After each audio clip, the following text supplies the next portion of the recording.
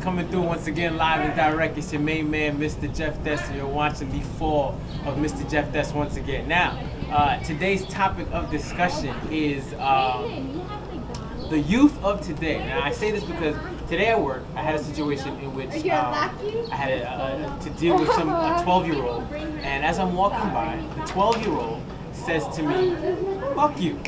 The little 12-year-old walks by and underneath his breath curses me out. Now, I'm asking the question, is it ever justifiable, I'm here with my man Chris, is it ever justifiable for me to punch a 12-year-old in his neck? In the stomach is cool. Okay. Well, I don't want to leave no marks. No marks. There you go. Now, I would never punch a 12-year-old, really. But I was very angry at the fact that this youngin is cursing me out. Number two, I was on the train earlier last week. And I saw, she was a 9-year-old. And she was working the pole on the train. I mean, she had her leg kicked up. She was swinging and swerving on the train. Her mother is on the train watching her do this. A 9-year-old, I swear to you. Now the question is that legit? Well, it just shows that her mama's paying the bills. She's paying the bills. Mama's paying the bills and he's showing the daughter how to do it. Unnecessary.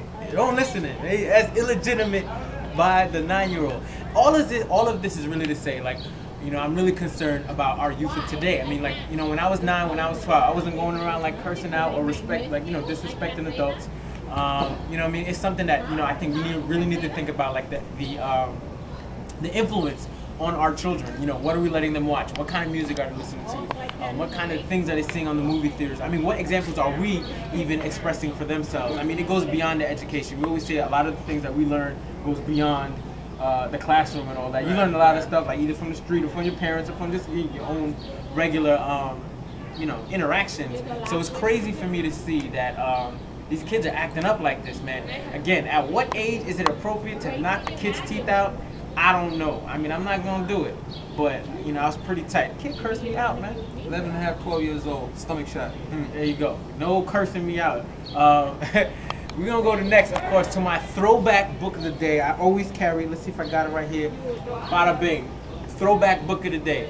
Those Who Ride the Night Wins. It's a throwback poetry book by Nikki, Giovanni.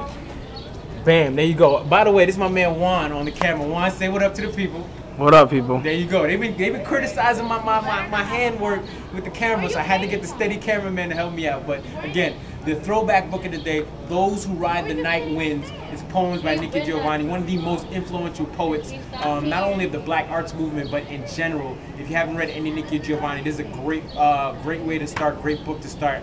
I gotta give my shout outs to my main man, Mike Barber, who's premiered last night on I Want to Be an Assistant for Diddy. He killed it last night. I think he's actually going to win it. Just keep our fingers crossed. But keep watching for my man Mike Barber. He's killing it. He was the one with the bow tie.